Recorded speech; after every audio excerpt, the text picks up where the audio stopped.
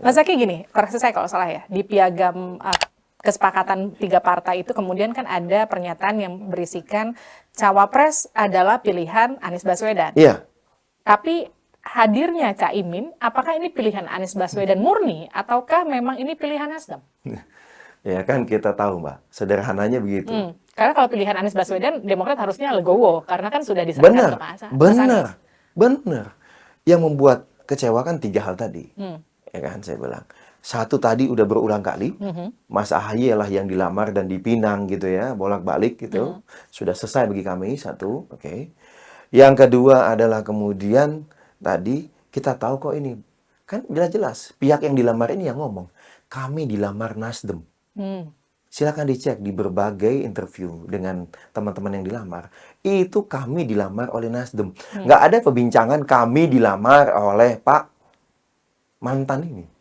Nggak ada. Kan itu mengkonfirmasi. Jadi bagi kami begini. Jangan kemudian berkelit dengan piagam bahwa lo kan kok Demokrat nggak terima. Itu kan pilihan Pak Anies. Bebas dong. Oh, kalau emang benar pilihan Pak Anies yang berinisiatif, ya silakan. Tapi kan dia bisa duduk bareng, datang panggil tim 8 minimal. Kalau dia nggak mau manggil 3 ketua umum partai, duduk bareng. Bapak-bapak, ibu-ibu, mohon maaf, akhirnya, oke, saya 8 bulan kemarin sudah memutuskan Mas AHY, saya sudah bolak-balik mengghosting Mas AHY, gitu kan. Nah, hari ini saya sampaikan dengan sangat menyesal bahwa saya berpindah ke lain hati. Karena dengan pertimbangan A, B, C, D. Kan begitu. Itu juga yang ditunggu oleh Demokrat. Pada saat berulang kali deklarasi ditunda, kita tanya, sebenarnya maunya dengan siapa? Kalau dengan siapapun, misalnya tidak dengan kami, tidak dengan Mas AHY sebenarnya, silakan saja, tapi tolong jelaskan. Kita punya piagam. Kita cek dong kriteria. Ada 5. Ada 5 kriteria, Mbak. Di pasal nomor 3. Silakan dicek, apakah pasangan barunya memenuhi. Tapi nggak perlulah dicek. Kan ini sudah mengingkari dan tidak menghormati piagam. Jadi piagam itu sudah batal.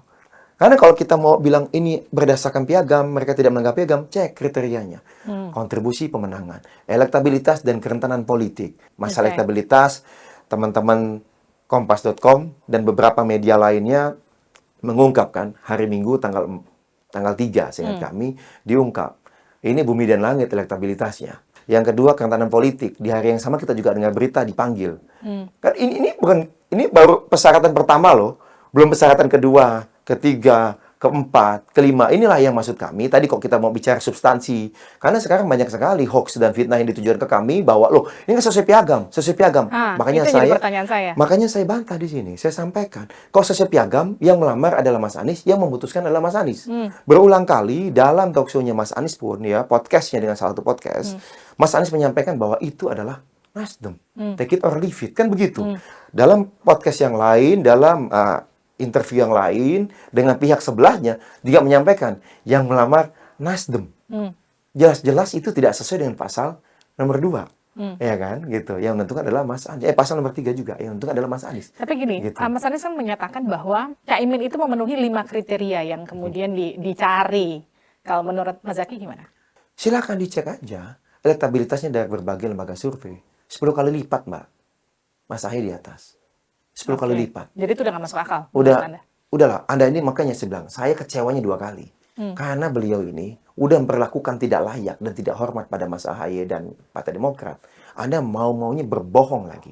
Memfitnah kami gitu loh. Dan cari pembenaran. Udahlah, Anda kok emang mau bilang itu lebih cakep, lebih cantik, silahkan. Tapi Anda jangan menipu publik gitu loh. Jangan membohongi publik dengan bawa 5 kriteria. Publik bisa baca kok mana surveinya yang lebih baik. Survei masing-masing. One on one. Atau dipasangkan. Nggak ada. Kita lebih baik jauh. Itu, kalau ngomong itu alasan pertama. Kedua, kerentanan politik. Mas AHY pernah dipanggil oleh KPK, Barreskrim atau Kejagung. Ada nggak yang kita tahu selama ini bertahun-tahun informasi mengenai akan potensi kasus? Nah, sekarang kan begitu sehari aja belum deklarasi sudah ada informasi itu. Jadi kriteria pertama udah fail. Tapi kan gini, gitu. Kadang-kadang Caimin ini kan bisa membawa suara NU yang dibutuhkan oleh Koalisi Perubahan. Gimana tuh? Ya gini lah Mbak, kita kan kalau klaim itu kan semua bisa mengklaim. Ya kita buka data dan fakta saja. Saya nggak enak ini Mbak ngomong, karena kalau yang ngomong ini pengamat harusnya. Yang ngomong misalnya, contoh Ketum PBNU, Pak Yahya Stakuf, langsung bicara, NU tidak milik satu parpol. Contoh ya Stakuf. Ya silakan ada Bu Yeni Wahid. Ngomong apa juga. ya kan? Siapapun cawapres. Gini. Nggak, maksudnya gini, jadi gini, kita NU, lo ini tokoh-tokoh NU loh, Ketum PBNU, Oke. ini Mbak Yeni Wahid ini kan anaknya Gus Dur, cucunya pendiri NU, tokoh besar juga di NU. Nah, maksud saya, ini banyak nih, maksud saya nggak mau masuk ke situ, karena itu biarkanlah menjadi ranah PR pasangan baru ini, urusan Anda. Tapi Anda jangan mencari pembenaran lah. Kalau Anda mencari pembenaran, kami buka nih fakta dan datanya, dan terbukti kok. Survei kan nggak bohong, Mbak. Ibarat kata gini, kalau mulai menurut Demokrat, kalau sudah dikhianati pergilah dengan tenang, minta maaf lah paling enggak ya. Ya, minimal minta maaf. Ini pamit pun tidak, minta maaf juga tidak, lalu mengaku berupaya pamit. Padahal pamitnya setelah berhari-hari, ya buat apa? Dan Anda sudah ambil keputusan, lalu Anda bilang bahwa kita belum putuskan. Bagaimana ceritanya belum ambil keputusan?